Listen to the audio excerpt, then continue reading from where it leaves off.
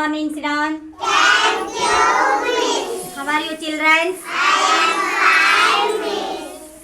My school name is Shisha.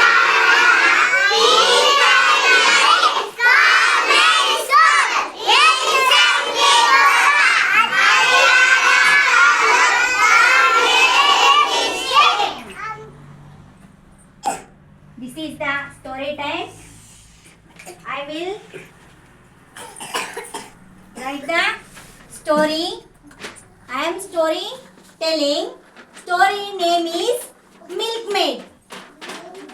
Story name is Milkmaid. ಹಾಲು ಮಾರುವವಳು. Now let's read on the story.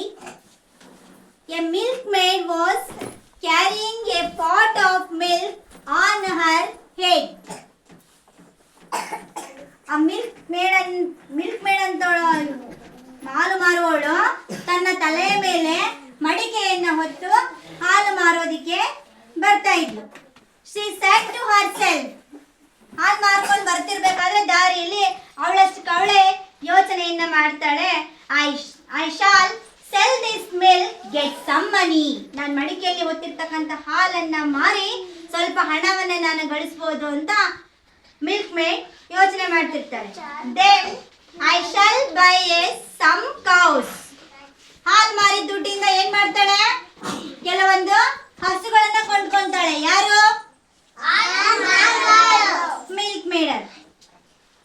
Then I shall buy some cows. Then I will get more milk and sell it. ಇಷ್ಟೇ ಹಾಲಲ್ದಲೆ ಹಸುಗಳನ್ನ ಕೊಂಡ್ಕೊಂಡ್ರೆ ಬಹಳಷ್ಟು ಹಾಲನ್ನ ಮಾರಿ ನಾನು ಸಂಪಾದನೆಯನ್ನ ಮಾಡಬಹುದು ಅಂತೇಳಿ ಅವಳು ಚಿಂತನೆಯನ್ನ ಮಾಡ್ತಿರ್ತಾಳೆ. I will become very rich. ಈ ರೀತಿ ಹಾಲನ್ನ ಮಾರಿ ತುಂಬಾ ಶ್ರೀಮಂತಳಾದ್ಲು. ಯಾರು ಶ್ರೀಮಂತಳಾಗಿದ್ದ? ಯಾರು ಹಾಲು ಮಾರಿ?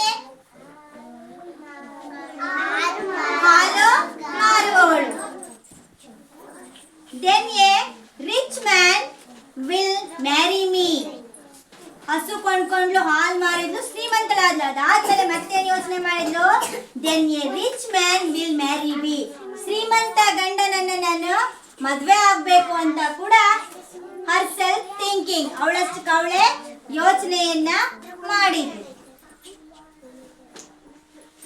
We will have a big house with a beautiful garden. Rich man ಅನ್ನ ಮದ್ವೆ ಆದ್ಮೇಲೆ ಮತ್ತೆ ನಾನು ದೊಡ್ಡದಾದ ಒಂದು ಮನೆಯನ್ನ ತಗೋಬೇಕು. ವಿತ್ ಎ ಬ್ಯೂಟಿಫುಲ್ ಗಾರ್ಡನ್, ಸುಂದರವಾದ ತೋಟ ಇರುವಂತ ದೊಡ್ಡ ಮನೆಯನ್ನ ಕೊಂಡ್ಕೊಳ್ಳೋಣ ಅಂತ ಕೂಡ ಯೋಚನೆ ಮಾಡಿದ್ಲು. Then we will have 2 lovely children. ಮದ್ವೆ ಆಯ್ತು. ಮದ್ವೆ ಆದ್ಮೇಲೆ ದೊಡ್ಡ ಮನೆಯನ್ನ ಕೊಂಡ್ಕೊಂಡು ಅದಾದ್ಮೇಲೆ ನನಗೆ 2 ಮಕ್ಕಳು ಇದ್ರೆ ಇನ್ನೂ ಚೆನ್ನ ಅಲ್ಲ ಅಂತ ಯೋಚನೆ ಮಾಡಿದ್ವಿ. Then we will have 2 children and then we will she tripped over. ಹಿಂಗೆ ಥಿಂಕ್ ಮಾಡ್ಕೊಂತ ಹೋಗ್ತಿರ್ಬೇಕಾದ್ರೆ she tripped over the stone and fell down. ದಾರಿ ಹೋಗೋ ಒಬ್ಬ ಆ ಮಡಿಕೆಗೆ ಕಲ್ಲನ್ನ ತಗೊಂಡು ಎಸಿತಾನೆ. ಆ ಕಲ್ಲು ಮಡಿಕೆಗೆ ಬಿದ್ದು ಮಡಿಕೆ ಏನಾಗತ್ತೆ? ಹೊಡೆದೋಗುತ್ತೆ. ಮಡಿಕೆ ಹೊಡೆದಾದ್ಮೇಲೆ ಏನಾಯ್ತು? ಹಾಲಿಲ್ಲ, ಚೆಲ್ಲೋಯ್ತು. The pot broke and all the milk spilled on the ground. ಭೂಮಿ ಮೇಲೆ ಹಾಲೆಲ್ಲ ಏನಾಯ್ತು? ಚೆಲ್ಲೋಯ್ತು. ಈ ಕಥೆಯ ನೀತಿ ಏನಪ್ಪಾ ಅಂದ್ರೆ, ನಾವು ಮಾಡೋ ಕೆಲಸದ ಮೇಲೆ ನಮ್ಗೆ ನಿಗಾ ವಹಿಸಿ ಕೆಲಸವನ್ನ ಮಾಡಬೇಕು. ಪ್ರಜ್ಞೆ ಇರಬೇಕು. ಪ್ರಜ್ಞೆ ಇಲ್ಲದೆ ಚಿಂತೆಯನ್ನ ಮಾಡ್ತಾ ಇದ್ರೆ ಪಕ್ಕದಲ್ಲಿ ಯಾರೇ ಏನೇ ಮಾಡಿದ್ರು ಸಹಿತ ನಮ್ಗೆ ಗೊತ್ತಾಗೋದಿಲ್ಲ.